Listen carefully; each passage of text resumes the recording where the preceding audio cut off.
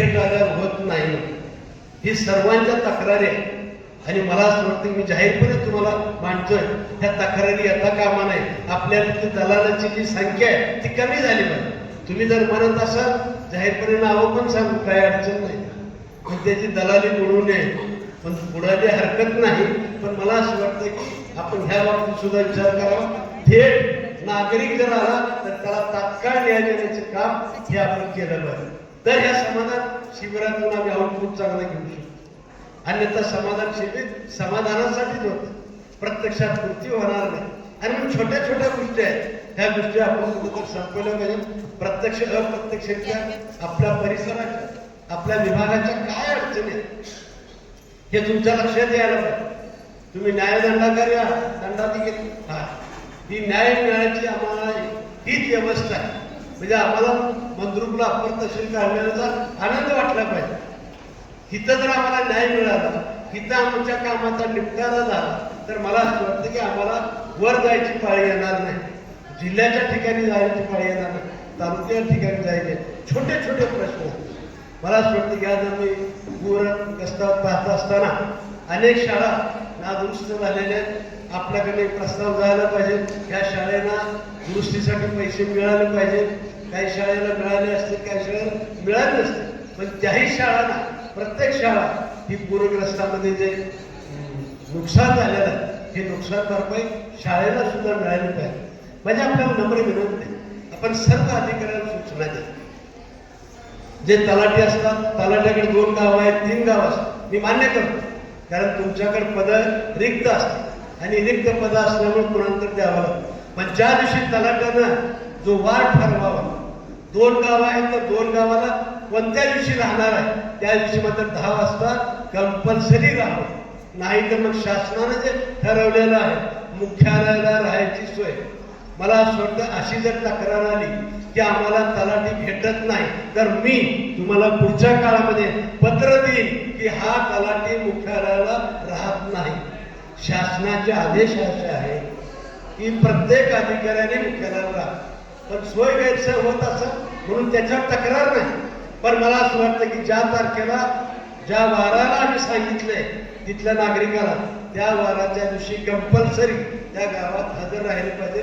समजा काही तात्काळ अडचण आली असेल त्या दिवशी, तर त्याला 2 दिवस अगोदर कळायला पाहिजे. आज अशी अशी मीटिंग आहे आणि आम्हाला विचारू द्या. तुम्ही आम्हाला नेहमी सांगता, आमच्या नागरिकांना सांगता, आज तहसीलदारची मीटिंग आहे, आज कलेक्टरची मीटिंग आहे, आज आमदारांची मीटिंग आहे. कुणाची मीटिंग नसती, पण तरी पण ह्या सामान्य नागरिकाला आपल्या तलाठी आणि सरकार दिशाभूल करतात आणि कुणीही येत नाही. अनेक तलाठी सुद्धा असे आहेत की तलाठी कधी कार्यालयातच नसतात, म्हणजे महिने नसतात, पण एक असिस्टंट सहाय्यक असतो, तो सगळं सातबारा काढतो, त्याच्या सातबारावरती सह्या फक्त घेतो. मला असं वाटतं ऑनलाईन जरी असलं तरी आमच्या बऱ्याच ज्ञानाचे. आणि मग मला असं वाटतं ह्या बाबतीमध्ये आपण कंपल्सरी करावं. आपले ग्रामसेवक सुद्धा आपण जरा BDO साहेबाला सांगून ह्या सुद्धा सूचना दिल्या पाहिजेत. ग्रामसेवकाला सुद्धा 2 गाव असतील तर ज्या दिवशी गावाला 3 गावं असतील तर 3 गावाला अल्टरनेट डेला त्यांनी त्या गावात हजर राहिलंच पाहिजे. जर माझी नागरिकाला विनंती आहे, तुमच्या गावात पुढच्या आठवड्यामध्ये तलाठी ग्रामसेवक कोणत्या वारी आहे, जर पूर्ण दिवस असेल तर मग काय अडचण नाही, फक्त तुमच्या गावासाठी जर असेल तर 365 दिवस राहणं गरजेचं आहे, सुट्टी सोडून. पण 2 गावाला असेल तर आपल्या गावाला बोर्ड लावा की आमच्या गावाला केव्हा आहे. त्या दिवशी जर बोर्डवर नसेल तर त्या दिवशी फोटो काढा आणि मला पाठवा. आपण तहसीलदारांची ताकीद देऊ. मला असं वाटतं कुठं तर कामाची आमच्याकडे शिस्त लागण्याची गरज आहे. त्या छोटी नागरिकांच्या सोयीसाठी नागरिक हेलपट घालतंय, वारंवार शेतातलं काम बुडवतं आणि कार्यालयात येत असते.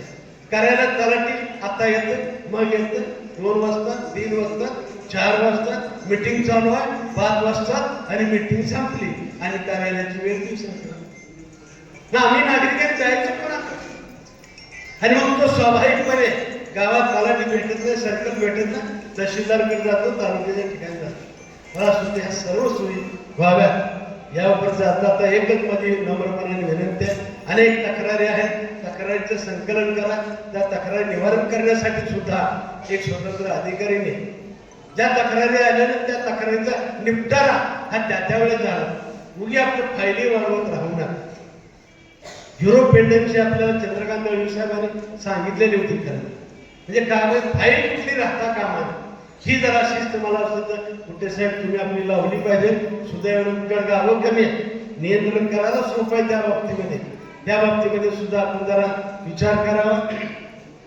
आपलं खरंच सर्व खात्यावरती नियंत्रण पाहिजे.